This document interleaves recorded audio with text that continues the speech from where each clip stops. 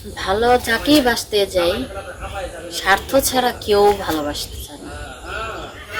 হয় টাকা পয়সা, নয় দেহ। এই দুইটার একটা দিতে হবে, তাহলে ভালোবাসা টিকবে, আর নয়তো টিকবে না। এটা কেমন ভালোবাসা আমি সেটাই বুঝতে পারি না। ভালো যদি নাই বাসতে পারো, ভালোবেসে যদি কারো হাতই না ধরে রাখতে পারো, তাহলে কেমন ভালোবাসা তুমি বাসো বলতে পারো? একটা মেয়ে তোমাকে কতটা পরিমাণ বিশ্বাস করলে সে নিজের ফ্যামিলির বিরুদ্ধে গিয়ে তোমাকে ভালোবাসতে পারে, তোমার সাথে দেখা করতে পারে? যেই মেয়েটার কলেজ শেষ করে বাসায় ফেরার কথা, সেই মেয়ে কলেজ শেষ করে যায় তোমার সাথে ডেটিং। আমার জীবনে আমি অনেক ছেলের সাথেই রিলেশন করছি। হ্যাঁ, তবে বলতে পারেন যে আমি এত রিলেশন কেন করছি, আমিও তো একটাই ধরে রাখতে পারতাম, তাই না? আসলে যাকেই ভালোবাসছি সেই ধোঁকা দিচ্ছি। কিছুদিন থাকার পরে হয় টাকা পয়সা চাইবো, নয় আমার সাথে রুম ডেট করতে বলবে, তার সাথে মোট কথা দেহ দিতে হবে। এইভাবে হাজারো ছেলেকে আমি আমার লাইফ থেকে সরিয়েছি, কারণ আমি চাই যে আমার লাইফে যে আসবে সে আমাকে, আমার মনটাকে বুঝতে পারবে, আমার দেহটাকে না। যদি সে মনটাকে বুঝতে পারে, দুদিন আগে পর দেহ তো সে পাবেই নাকি? দেহটা তো তারই জন্য।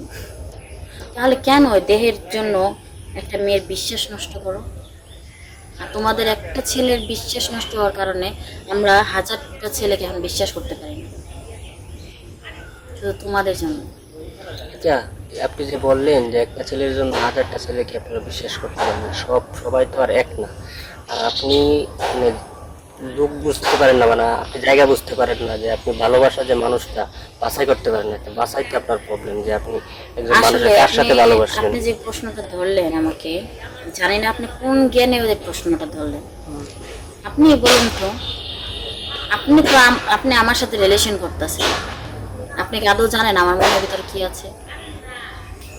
আমি পরবর্তীতে আপনার সাথে রিলেশন করব কিনা, আপনার সাথে সংসার করব কিনা, সেটা কি আপনি জানেন? একটা মানুষ আপনার তো বিশ্বাসের ভরসা উপরে আসছেন, তাই না? একটা মানুষ যখন রিলেশন করে, হ্যাঁ, রিলেশন করার আগেই তো তার সম্বন্ধে জানবে, শুনবে, তারপরে যতটা রিলেশন সহজ যাবে। মনে করেন, পৃথিবীতে আদৌ অত সহজ না। ভালোবাসা কখন কার প্রতি কিভাবে মনটা চলে যায় তার কাছে কেউ জানে না, সে নিজেও জানে না। কিন্তু এক কথাই, তাকে না দেখলে ভালো লাগে না। কিন্তু আপনি তারপরও মানুষ খারাপ হয় না কেন? খারাপেরও একটা লিমিট আছে, সে লিমিটের মধ্যে থাকো। তুমি কথায় কথায় বলবা চলো আজকে আমরা রুম রেটে যাই, চলো তোমার কাছে টাকা আছে কিনা, এই আছে কিনা, সে আছে কিনা, বিভিন্ন ধরনের আহ, তোমরা এক একটা দিয়েই থাকো। কেন? যত দোষ শুধু মেয়েদের, তাই না? আর ছেলেরা এক ছালাকা। আচ্ছা, আপনি এ পর্যন্ত কতজনের ধোঁকা খাইছেন ভালোবাসা?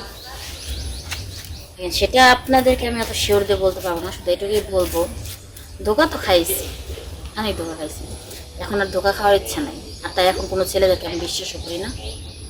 আমার লাইফে আর আমি কোনো ছেলে মানুষই চাই না। ছেলে মানুষ ছাড়া কি জীবনটা কাটাইতে পারবেন? অবশ্যই এখন রূপ যৌবন আছে, সেই জন্য অবশ্য বলতেছেন। যখন পারতে আপনি হবে। একটু মানে বয়স বাটির দিকে পড়ে যাবে, তখন তো আপনার দরকার হবে। শোনেন, রূপ যৌবন থাকতে যে মেয়ের দরকার নাই, সেই মেয়ের বয়স ভাটি হয়ে গেলে দরকার কি আছে? তখন সেবা যত্ন করার একজন লোক দরকার না, বা ছেলে প্রয়োজন মেয়ে নাই। দরকার না। যদি টাকা এইসব কিছু হয়, তাহলে টাকা দিয়ে একটা কাজের লোক পালবো, তারপর কোনো ভালোবাসার মানুষ পাবো না। কাজের লোকের ভালোবাসাটা আর কি নিজের আপন মানুষের ভালোবাসার মতো হবে? তবুও ভালো। ওটা তো আমি তো স্বার্থের নিজে নষ্ট ভালোবাসা। হইলাম না। আমি আপনার সাথে তর্কে যেতে চাই না। আমার কথা একটাই, আমি ছেলেদেরকে বিশ্বাস করি না, করবো না। এটা আপনার ব্যক্তিগত ইচ্ছা, আপনি ছেলেদেরকে বিশ্বাস করেন না, কারণ আপনি নিজের ভুলের কারণে আপনি ভুলের দিতে হয়, মাসুল দিতে হইতেছে। তো যাই হোক, আপনার ব্যক্তিগত লাইফে আমি জড়াতে চাই না, ব্যক্তিগত লাইফের সাথে তর্ক নিয়ে জড়াতে চাই না। তো এখন আপনি যে প্রতিবেদন আসলেন কি জন্য, মানে আপনার এই দুঃখ কষ্টগুলো শেয়ার করার জন্য কি আপনি প্রতিবেদন আসছেন নাকি? হ্যাঁ, এখানে এই দুঃখ কথাগুলো, কষ্টের কথাগুলো শেয়ার করার জন্য আসি, যাতে আরো মেয়েরাও সতর্ক হয়ে যায়। মেয়েদেরকে সতর্ক করার জন্য প্রতিবেদন করা নাকি? হ্যাঁ, আচ্ছা যাই হোক, আপনার আমরা একবারে ভিডিও শেষ পর্যায়ে, এখন ভিডিও শেষে আপনার কি বলার আছে বলুন। সবকিছুর মাঝে একটাই কথা বলার আছে, যে যাই করো ভেবে চিন্তা করো, আর লাইফ নিয়ে জীবনটা নিয়ে খেলো না। কারণ তুমি আজকে তোমার লাইফ নিয়ে জীবন নিয়ে একটা মেয়ের জীবন নিয়ে তুমি খেলতেছো, সেই মেয়েটা যদি ধরো যে তোমার জন্য সে এই দুনিয়া ছেড়ে ছাড়তে বাধ্য হয়, তখন তুমি নিজেকে ক্ষমা করতে পারবে না। তাই একটা কিছু করার আগে একটু ভেবে নিও। আর বোনদেরও বলি, ওইসব ছেলেদের পাল্লায় পড়ো না যারা তোমাকে একবার অবহেলা করে। ভেবে নিও ও তোমার যোগ্য না। নেক্সট ইয়ার ওকে আনার চেষ্টা করো না নিজের লাইফে, যাতে নিজে